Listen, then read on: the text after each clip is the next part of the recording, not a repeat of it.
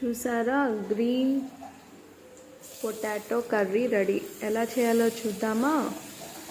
ఎక్కడ వీడియోని స్కిప్ చేయకుండా ఫస్ట్ నుండి లాస్ట్ వరకు చూస్తే ఎలా చేయాలో తెలుస్తుంది. రండి చేసుకుందాం.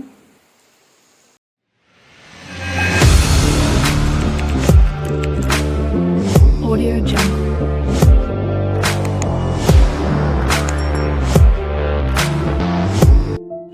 హాయ్, హలో, నమస్తే, welcome back to my channel Pratyusha blogs.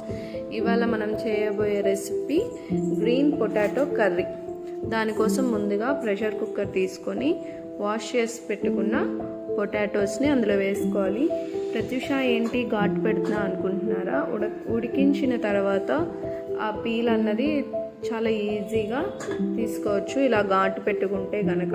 So అందుకని ఇలా ఘాటు పెట్టుకుంటున్నాను. మీకు యూస్ఫుల్ అనిపిస్తే ఈ టిప్ మీరు కూడా యూజ్ చేయండి ఎప్పుడన్నా పొటాటోస్ని బాయిల్ చేసేటప్పుడు.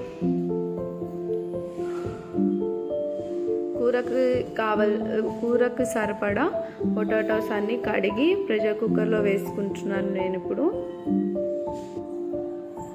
దానిలోనికి పొటాటోస్ మునిగేంత వరకు వాటర్ పోసుకోవాలి. వాటర్ పోసుకున్న తర్వాత మూత పెట్టి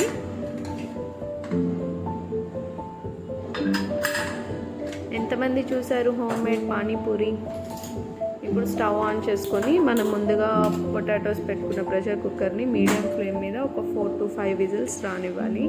ఈలోపు దానికి కావలసిన పేస్ట్ని మనం రెడీ చేసుకుందాం. మిక్సీ జార్ తీసుకొని దానిలో 1 స్పూన్ జీలకర్ర వేసుకోవాలి.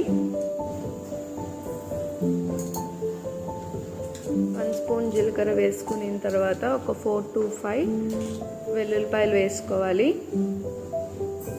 వెల్లుల్లిపాయలు వేసుకున్న తర్వాత కారానికి సరిపడా గ్రీన్ చిల్లీస్ వేసుకోవాలి. మనం ఇందులో పొడి కారం ఏమి వేయం. కూరకి ఎంత కారం పడుతుందో అంత కారానికి సరిపడా పచ్చిమిరపకాయలు ఇప్పుడే మనం మిక్సీ జార్లో వేసుకోవాలి. పచ్చిమిరపకాయలు వేసుకున్న తర్వాత ఒక గుప్పెడంత పుదీనా, కొత్తిమీర వేసుకోవాలి. నా దగ్గర పుదీనా లేదు, సో నేను అందుకే కొత్తిమీర మటుకు వేసుకున్నాను. మీ దగ్గర ఉంటే పుదీనా కూడా వేసుకోవచ్చు. ఇవన్నీ ఒకసారి మిక్సీ జార్లో పట్టుకుందాం. మరీ మెత్తటి పేస్ట్ లాగా అవసరం లేదు. కచ్చా పచ్చాగా బరకగా పట్టుకుంటే చాలు. వీడియోలో చూపించిన విధంగా పట్టుకుంటే సరిపోతుంది.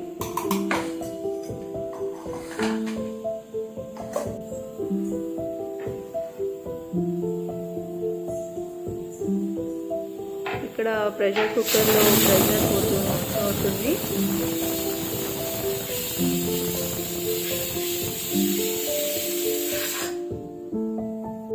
ప్రెషర్ కుక్కర్లో ప్రెషర్ అంతా పోయిన తర్వాత పొటాటోస్ నన్ను ఒక గిన్నెలో వేసుకొని చల్ల వాటర్ పోసుకున్నాను. చల్ల వాటర్ పోసుకుంటే కనుక ఇలా పీల్ చేయడానికి ఈజీగా ఉంటుంది. ముందుగానే ఘాట్లు పెట్టాం కాబట్టి ఈజీగానే తీసుకోవచ్చు. పొటాటోస్కి అన్నీ పీల్ చేసిన తర్వాత చూస్తున్నారు కదా, ముందుగానే ఒక మీడియం సైజ్ ఆనియన్ని కూడా కట్ చేసి పక్కకు పెట్టుకున్నాను. గీతలు పెట్టాం కాబట్టి చూడండి ఎంత ఈజీగా పొటాటో పైన ఉన్న పొట్టు ఈజీగా వచ్చింది. ఇప్పుడు మళ్ళీ మనం స్టవ్ ఆన్ చేసుకొని మందంగా ఉన్న కళాయిని పెట్టుకుందాం. కళాయి పెట్టుకున్న తర్వాత కళాయి వేడైన తర్వాత ఒక 2 టేబుల్ స్పూన్స్ ఆయిల్ పోసుకుంటున్నాను.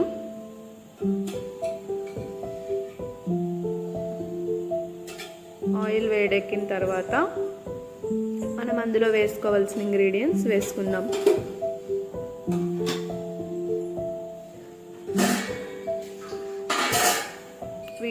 వీడియోస్ చూస్తున్నారు కానీ స్కిప్ చేసి చూస్తున్నట్టున్నారు. అలా కాకుండా కంటిన్యూగా చూడండి. ఆయిల్ వేడెక్కింది. ఇప్పుడు అందులోనికి 1 స్పూన్ పోపు దినుసులు వేసుకున్నాను. పోపు దినుసులు బాగా వేగిన తర్వాత 2 రెబ్బల కరివేపాకు కూడా వేసుకున్నాను.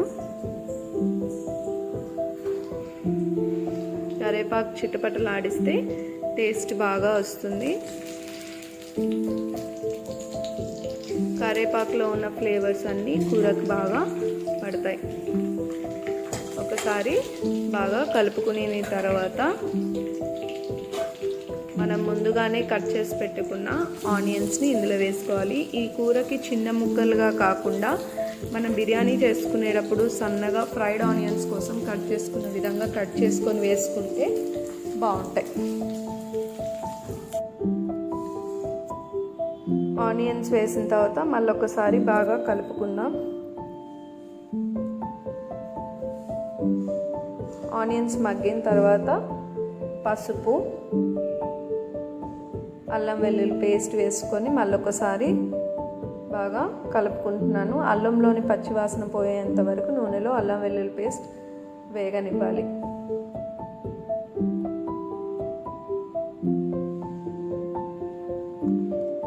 అల్లం వెల్లుల్లిపాయ పేస్ట్ వేగిన తర్వాత మనం ముందుగానే మిక్సీ జార్లో పట్టుకున్న పేస్ట్ని ఇందులో వేస్తున్నాను.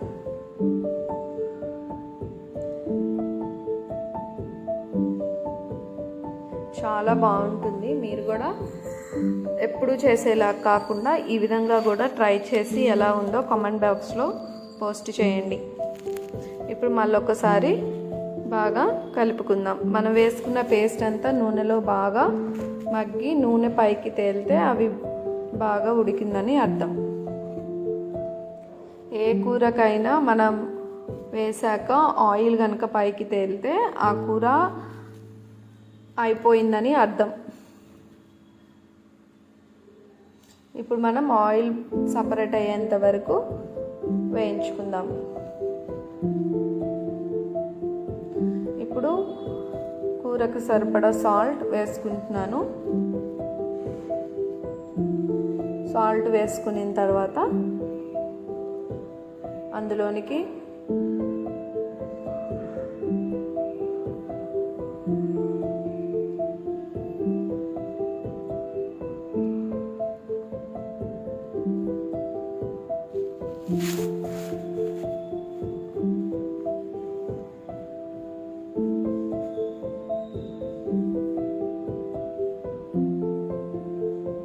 వన్ టేబుల్ స్పూన్ ధనియా పౌడర్ వేసుకున్నాను.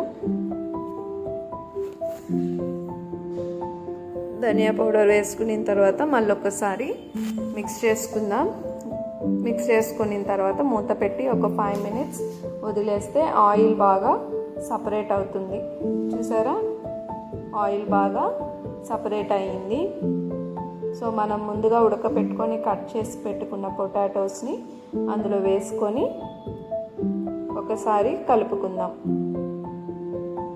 పిల్లలు చాలా ఇష్టంగా తింటారు. అస్సలు స్పైసీగా ఉండదు, చాలా బాగుంటుంది. దీనికి సైడ్ డిష్గా మిరియాల రసం పెట్టుకుంటే కనుక సూపర్ కాంబినేషన్ ఉంటుంది. ట్రై చేయండి. మిరియాల చారు కానీ లేదంటే పచ్చి పులుసు, తెలంగాణ స్టైల్ పచ్చి పులుసు చేసుకొని తిన్నా కూడా సూపర్ ఉంటుంది. మధ్య మధ్యలో కలుపుకుంటూ స్టవ్ మీద పెట్టుకోవాలి.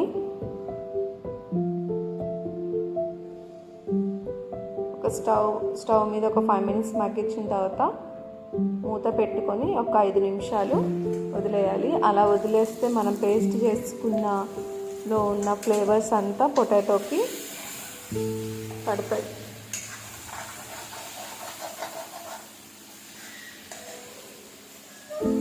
ఎంతమందికి ఫేవరెట్ వెజిటేబుల్ పొటాటో?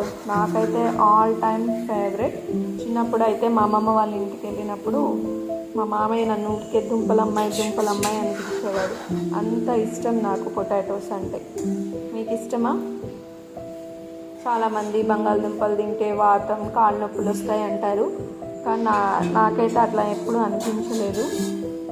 మూత పెట్టుకొని స్టవ్ ఆఫ్ చేసుకుంటే మన green potato curry ready. Thanks for watching. Please do like, subscribe.